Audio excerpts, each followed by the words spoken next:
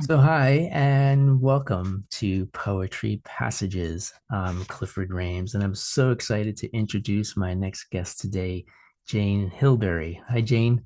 Hi, Hi. happy to be here. Thank you. Jane is professor of English creativity and innovation at Colorado College. It's quite a title. Mhm. She's also the author of several books, including her latest collection of poetry, Still the Animals Enter, which I have right here. You can take a look at that. Mhm. Ooh. That was published in 2016 by Red Hen Press. And I plan to eventually read a poem or two from this book on a future episode of Poetry Passages, so watch for that. But we have Jane here today actually to talk about her father, the beloved poet from Kalamazoo, Michigan, Conrad Hilberry. And if his name is familiar to you, you may recall that I read Conrad's poem Negative Space back in episode 124. In his lifetime, Conrad, or Con to his friends and family, authored 11 books of poetry, and together with Jane, he co authored This Awkward Art Poems by a Father and Daughter, which is wonderful. And it's that book right there. There we go. Mhm. Totally recommend that. Um, Sadly, we lost Con in 2017, but Jane is here to talk to us about him, to help us remember him, his writing, and to read a poem or two by him. So thank you so much, Jane, for coming on the program. I can't tell you how much it means to me. Yeah, Your father was so loved by and admired by so many people, including me.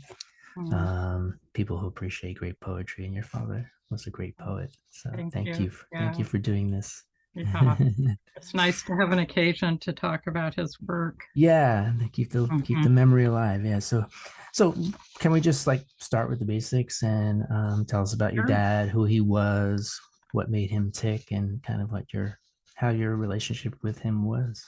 Yeah, yeah, that's a big question. Sorry, we go big here on poetry passages.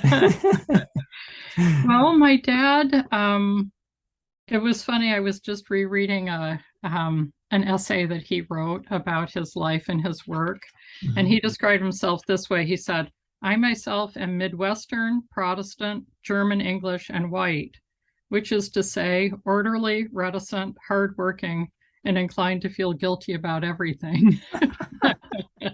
Oh, wonderful. Yeah, so he grew up in the Midwest and, lived his until the end of his life in Kalamazoo, taught at Kalamazoo College.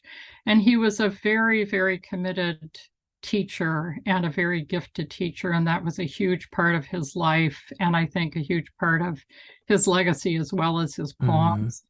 He had a very relaxed, kind of inviting way of teaching and was very open-minded and supportive with his students. So mm, that was a big part of him, as well as his interest and love of literature and poetry.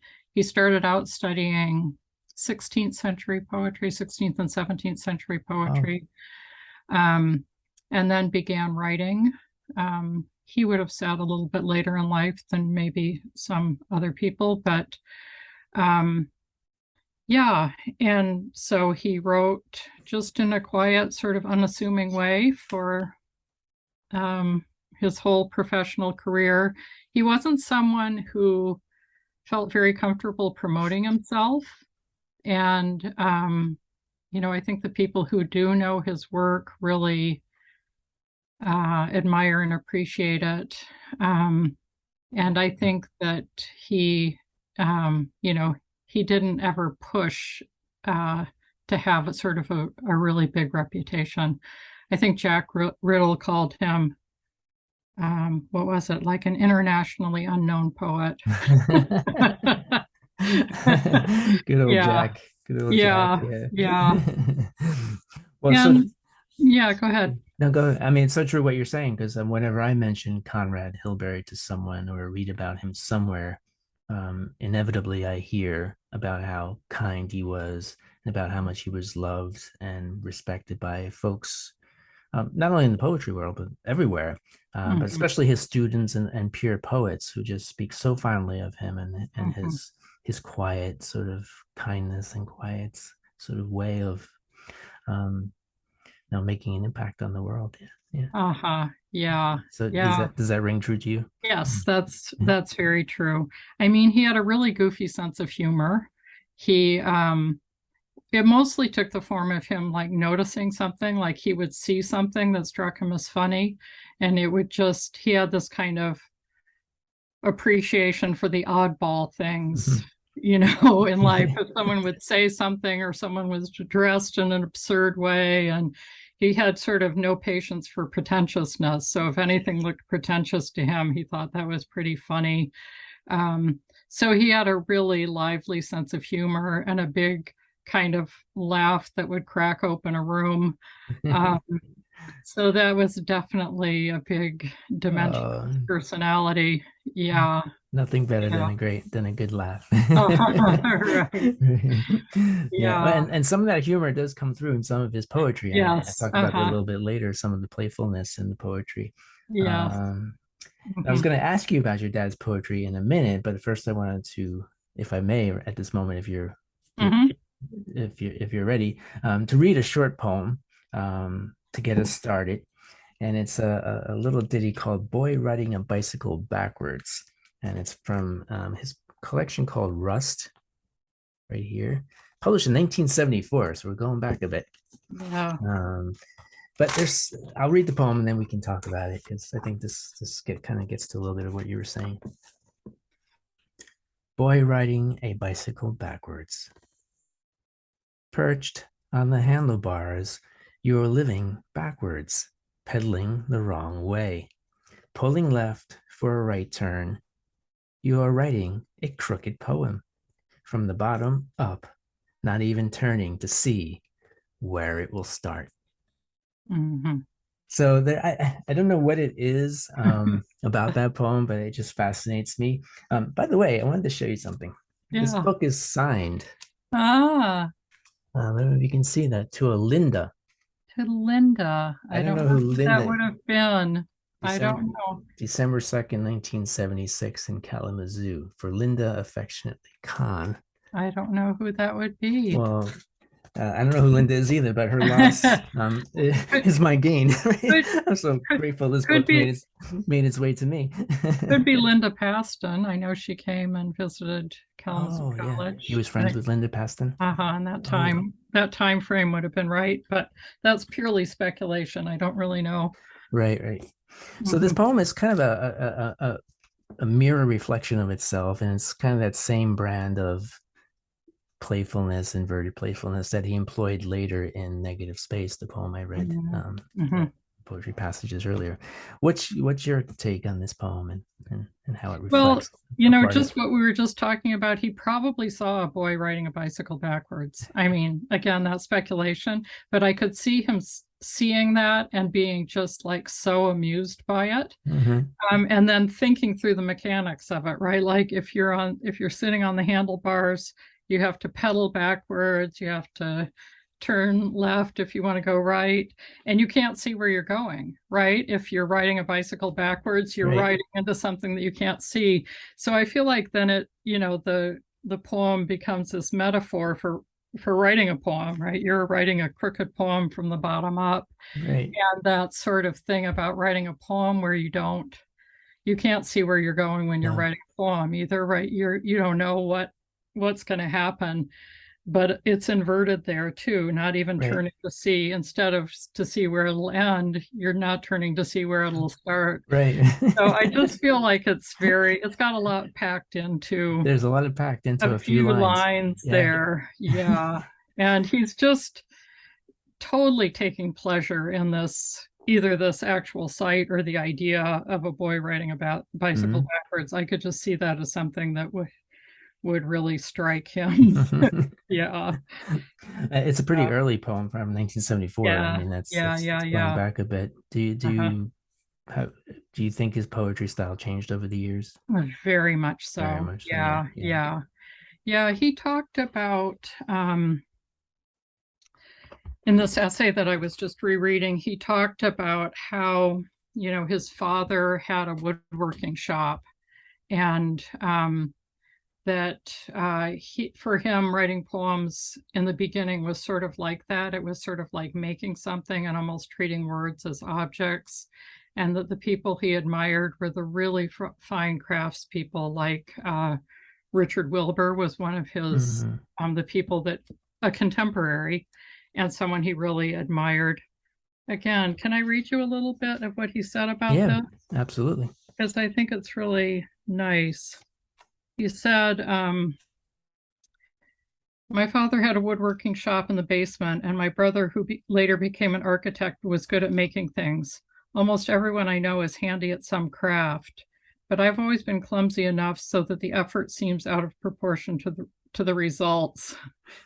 But with words, I'm all right. Awkward and silent in conversation, but okay on paper. It was this impulse to build something out of words that first attracted me to poems. And then he says, after he said he sort of tinkered around with writing things, and he said, I soon discovered Philip Larkin's The Less Deceived and Richard Wilbur's early books, especially Ceremony and Things of This World, and spent days and weeks trying to do what they did, to write those sinuous, flexible lines with everything in place, the rhymes all where they belong, the metrical patterns honored and used to control the movement of the poem, and yet the lines sounding natural. So I feel like that's really at the heart of my dad's writing, is this interest in craft. And he was, he was writing at this moment when, right, Richard Wilbur and those, not the new formalists, the old formalists were writing poems and writing in forms. And that's what he learned in his early days as a poet, was he wrote poems that rhymed, and he could write quite easily in iambic pentameter, maybe through a lot of practice, but he developed an ease with that. And then, in terms of where American poetry went from there, Robert Bly came in, and sort of the deep image poets, and people moved away from that kind of formalism and that kind of emphasis on craft. But he never, that was always part of his writing, was that kind of really, he just had a fine ear, and he was a fine technician and a fine craftsman. And he could write formal poetry, he could write free verse, but he had a kind of elegance about the way he wrote. So that's one thing that I would say I feel like characterizes all of his work, and you see it here and throughout, through to the end. But I think the thing that changed is, I think that with that kind of technical ease or technical accomplishment, he was also, I would say, by nature, a fairly reticent poet. So I would say that his poems tend to be a little bit understated and definitely emotionally banked.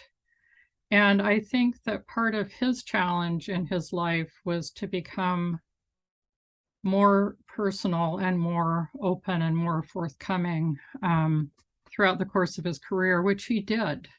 I mean, he was never going to be a Sharon Olds or confessional poet.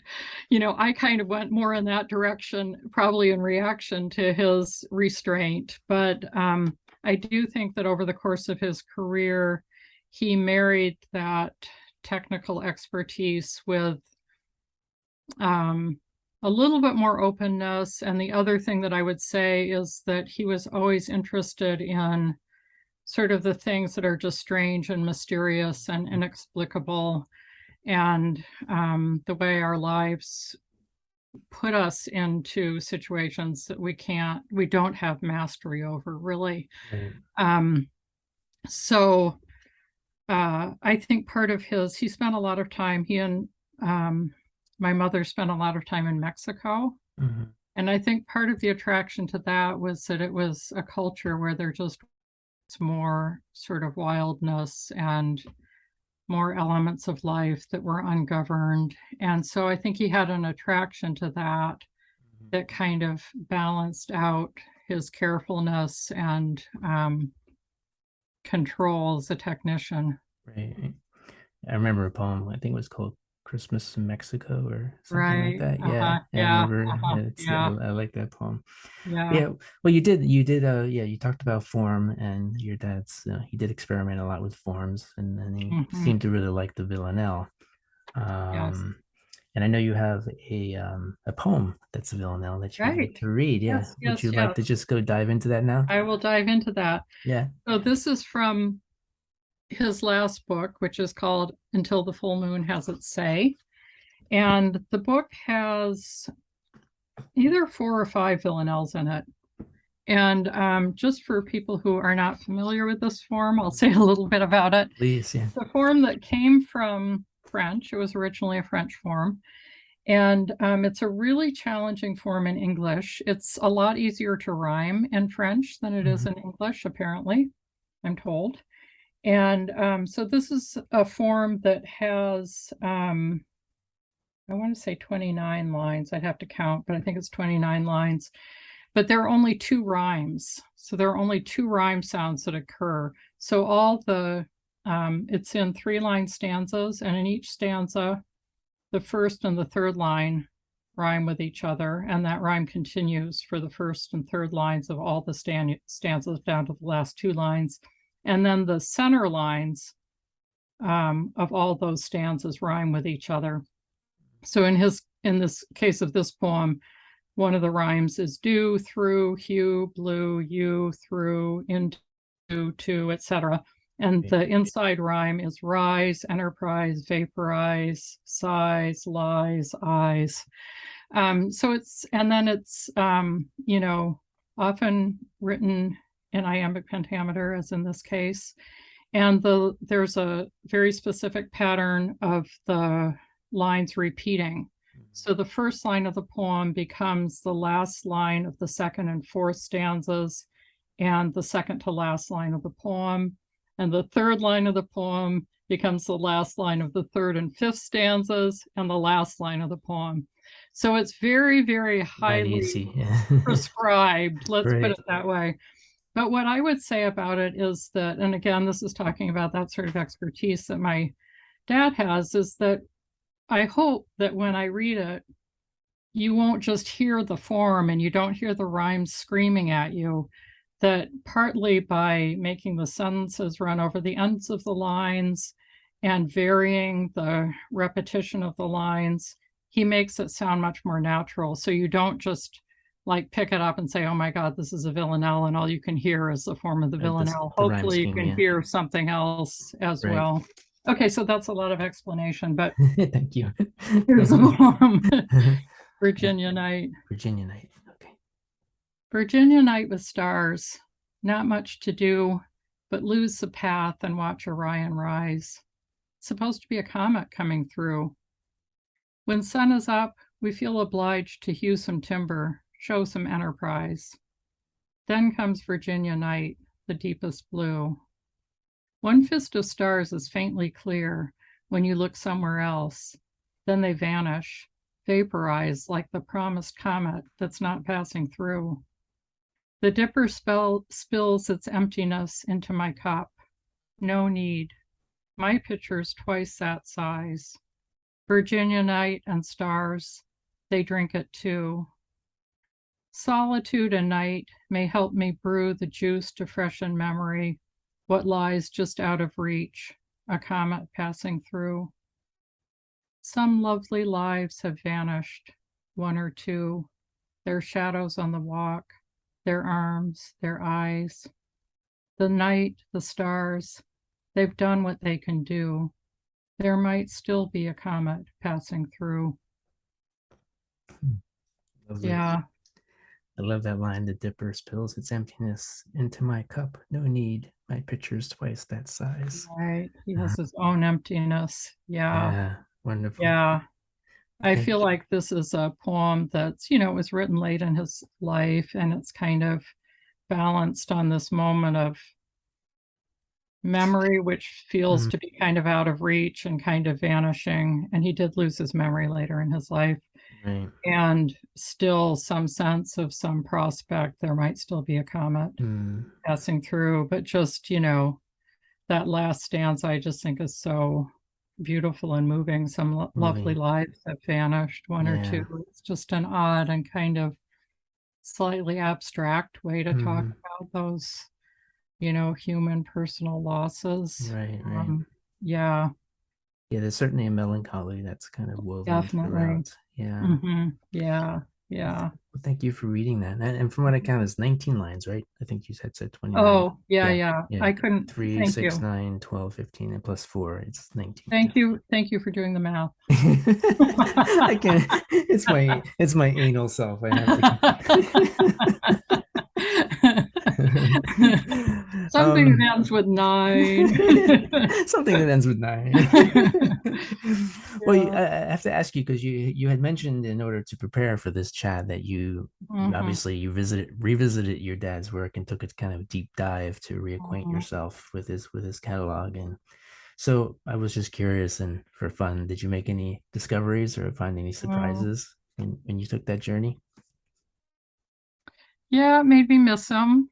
Oh, Yeah, yeah, uh-huh. yeah. Yeah, It's yeah, been what, 2017, right? yeah, He five passed years, 5 years. Yeah. 6 years, by something like that. Mm. Um, yeah, and it's interesting how someone is both present and not present in their poems. It's Yeah, like one part of him is captured in these poems, and then there's a whole lot else that's that's missing. not there, It's missing. Yeah, in the way that a person in their everyday life. yeah. Um, yeah, I've been Well, thinking about that a lot. Like, how do you sort of, once someone has died, what are the things that you know about them? What are the things that you hold on to about them? And, like most people don't have 11 books of poems that help them, you know, hang on remember. to their loved person. But yeah, but it's, Oh, it's like one dimension of him and his writing. Yeah. and that But speaks mhm, volumes that even through 11 books of poetry, it doesn't say everything about your you're dad. right. Yeah. Yeah. Yeah. That's remarkable. Yeah.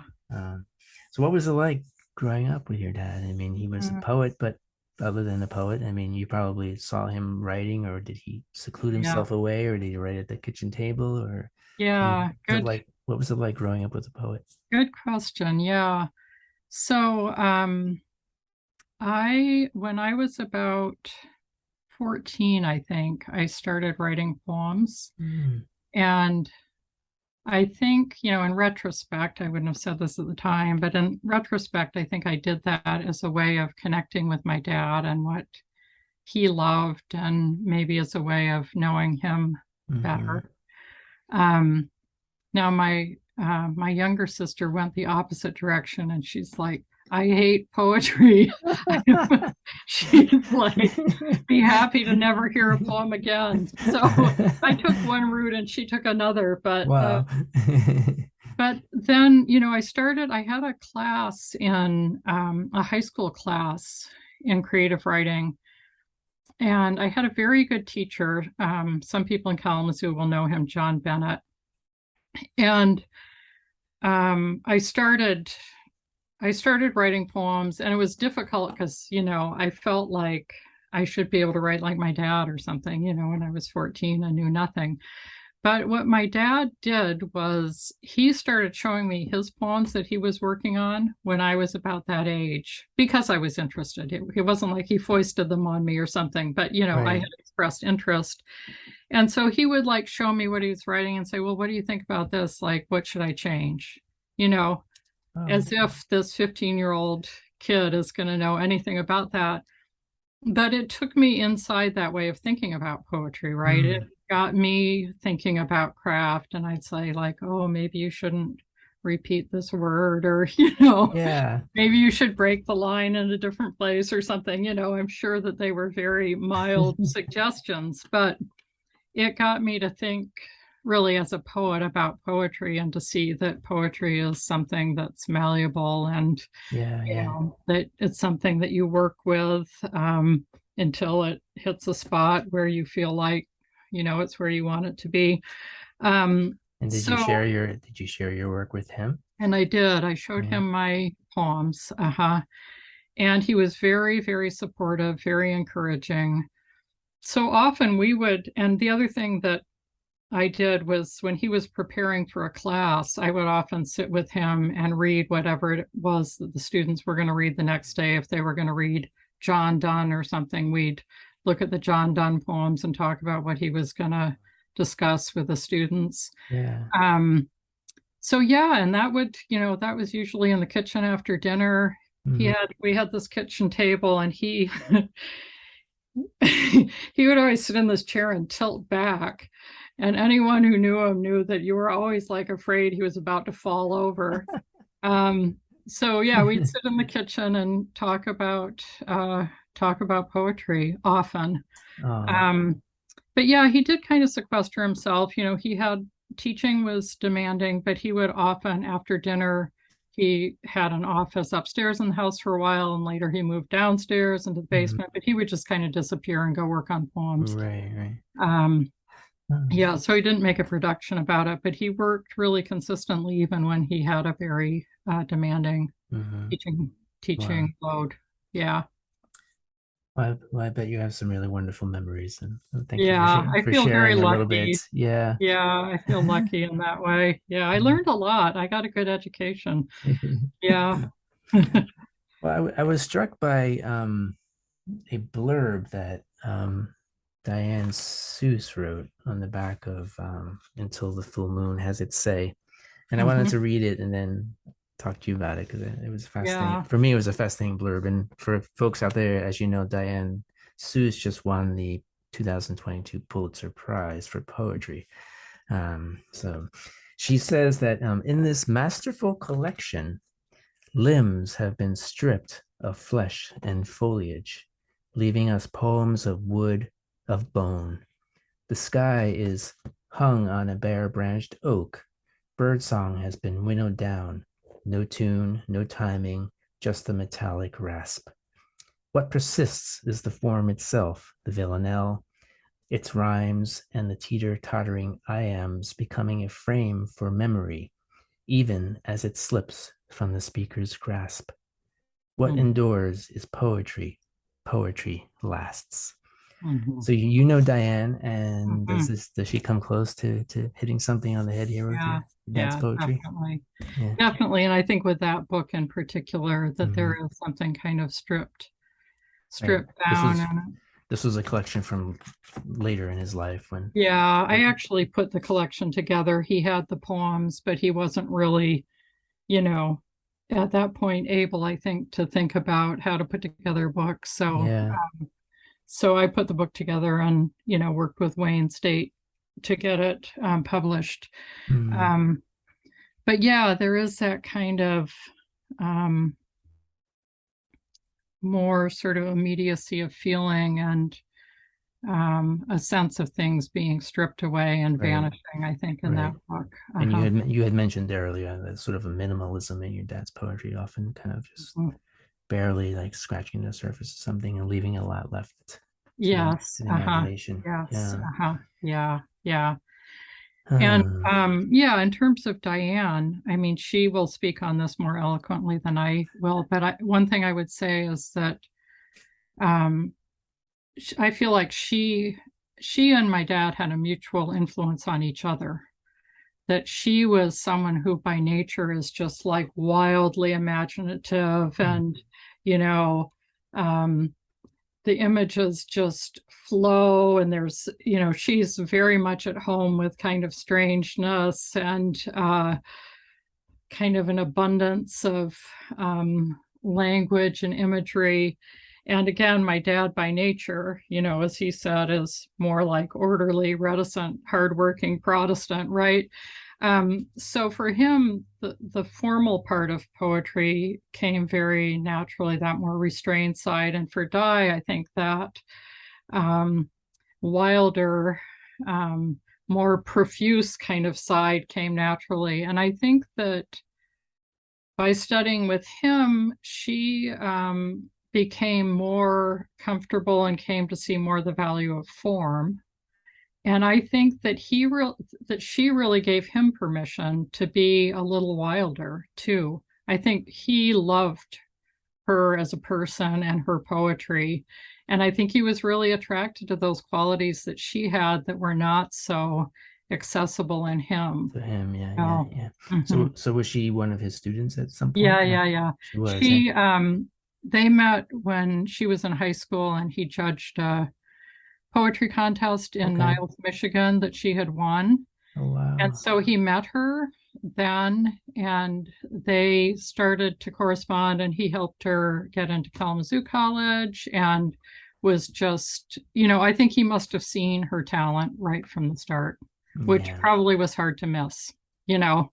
right. Um, and so he supported her all along in important ways, but she really supported him too. Wow, that's Hmm. beautiful.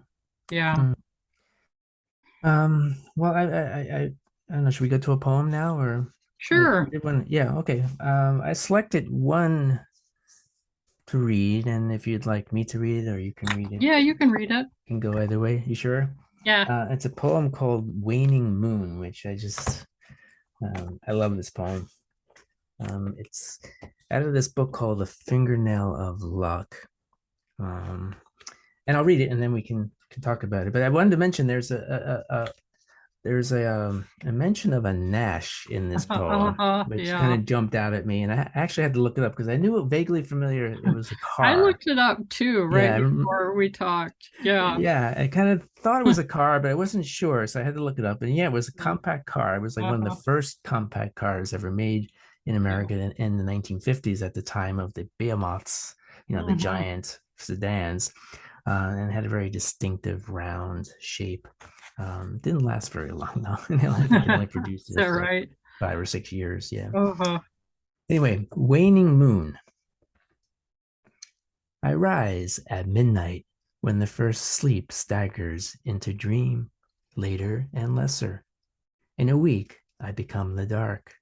My music knows its way to a Nash rusting by a shed, the slow mating of snakes in the creek bed. My half moon blues, my strum on the 2 lanes of an empty road, the road you're following beside some dusty milkweed and the fence. I draw my bow across the telephone wires, a thin dirge for your nation, for the end of something wild, broad backed, generous. Listen for me. With help from the wind, I can pour my 6 pale notes through the night's sieve, lend you the cricket's cadence to walk home by. Hmm. Wow. Hmm. I just love that Yeah. line about drawing the bow across the telephone lines. All right. Um, I mean, it took me a minute to realize when I first read this poem that he's speaking in the voice of the moon, right? And in the first person, Uh-huh. I am the moon. Hmm. I'm staggering and darkening with each passing day. Hmm. It's wonderful. So did your dad really have a Nash? Do you know? I think they must have because it shows up in Another at poem? least one other poem. Yeah. And I think it's in a more autobiographical context in the other case. But yeah, I think they must have. I don't remember him talking about it, but my guess would be yes. Yeah, yeah. Yeah, There's yeah, a lovely quietude in that poem, just sort of yeah. a peacefulness and beautiful. Yeah, he went through a period where he wrote poems about what he called talking objects. So where he would take some ordinary thing like an alarm clock or an egg or something and write from that point of view. So this is sort of in that Right. vein. And, But I and, just, mhm. and kind of getting back to what you were talking about earlier, his kind of a quirkiness and sense of humor. There's a poem in here which I recommend people to check out. It's kind of fun. It's called Mousetrap. Again, he's talking Right. as the mousetrap. It's kind of an interesting, Right. not for the faint of heart either. Yeah. Well, I think, what struck me about this when you told me that you wanted to talk about it was that, it's very, like you say, it's pretty quiet. The images, I think, are really careful, kind of surprising, but really careful. And then there's just this stanza where it says, so this is Moon speaking, I draw my bow across the telephone wires, a thin dirge for your nation, for the end of something wild, broad back, generous. And I was like, wow, it's really a political poem Hmm. in a very quiet way Right. about sort of the waning of our nation as Yeah. well Right. as, the waning of the moon, but just done with a very, very light touch. Kind of is. Would you see it as sort of a derision of progress, like these telephone wires, which heralded in the Industrial Revolution and the end of wildness. I don't know. I Yeah. wonder. I wonder what he was thinking. Let's see what Yeah. year this was. This was 2005. So Five. Yeah. I don't know. I just wonder if it was something more about sort of the political Mm. direction of the nation. Maybe I'm projecting too much backwards. That's very possible. But um, yeah, a dirge for the end of your nation, for the end of something wild, broad back, generous. I don't know. Maybe I'm overreading, but that struck me. Yeah. Yeah, it's a Uh-huh. very striking poem, which is Yeah. why Uh-huh. there's so many poems that we could have read, but this one just kind of stuck with me for a while. Yeah, yeah. Yeah. Uh-huh. So, any hope that we'll see a collected poem someday? I had never thought about that. I suppose that's possible. Yeah, I Yeah. mean, I Uh-huh. guess you'd have to find out if anyone's interested in putting it out, Yeah. but yeah, Yeah. Yeah. Wayne has been his publisher for the past yeah. few books. Because I know some of Yeah, his older books, especially, are kind of hard to find now, and they are. kind of Yeah, they're a have little to hard sort to of track down. hunt for them. Yeah, yeah, Uh-huh. Yeah. Yeah, that's a nice idea, actually. yeah, yeah. Mm-hmm. So what about you? Any news, any sort of poems, books, or events that we should look forward to? Or hmm, I am working on a book of poems, you and are? yeah, I would say I'm not quite sure what the shape of the book is yet. I feel like I have a bunch of different things that don't necessarily go together. So I'm not quite sure how it's going to shape up as a book. But the heart of it is a series of poems about my dad's death. Uh, Oh, wow. yeah, and those poems I feel very confident about. Hmm. They feel they feel finished to me, and I feel pretty uh, like they're strong. Um, so I know that that's a piece of it. And actually, I've been sending those poems out as a chapbook, Okay. Yeah. hoping to get them published at least together first. And then I hope that they would have a place in a book length, a full length book, the book of poems as well. I remember reading somewhere that you said that a lot of your dad's poetry was informed by grief, and sounds Mm-hmm. like also your next book will be a bit of that as Right. well. That is Yeah. true. Yeah, Yeah. that is true. Mm. Yeah. I had a sister who died when I was very young. And so I feel like that shaped, of course, our whole family, it shaped our life, and it definitely shaped my dad's writing as well. Right. So that's very present in his poems, although often it's more oblique. He doesn't, there are a few poems where he writes about it very directly, but often it's a more oblique kind of Hmm. presence in his work. Well, we can mention the poem. I know you're not going to read it, but you did mention a poem that you wanted to read. And what was it called again? Peppa Flan, Yeah, the Mexican poem. the Yeah. Mexican poem. Yeah, yeah. I would definitely encourage people to look that up. It's an excellent poem.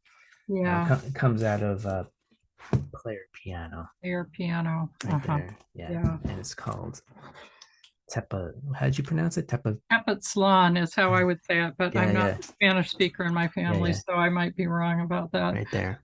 Yeah, there we Yeah. go. So look that up. It's an excellent poem. Um, any last words? Anything else you'd like to add before we sign off, or Um, anything we missed? no, I think that's good. Yeah, it's good. Thank you so much for being interested and for taking the Oh, time it's to my honor, my ask pleasure. questions and help me think about my dad. Yeah. Uh, uh-huh. Well, yeah, and come back on when you have your new book out. I would love Okay, that. Yeah. the deal. Awesome. Thank Well, you. thank you so much, Jane. This has been an absolute delight, and I'm so like, I feel so honored just to know I'm talking to Conrad Hilberry's daughter, and you're sharing stories about him, and yeah, and I look forward to your poems as well. Yeah. Thank you, Clifford. All right. Okay. Well, thanks so much to everyone out there. I hope you enjoyed that, and thanks for watching. And we'll see you again real soon, right here on Poetry Passages. And thanks to Jane Hilberry. Thanks, Jane. Thank you. Bye.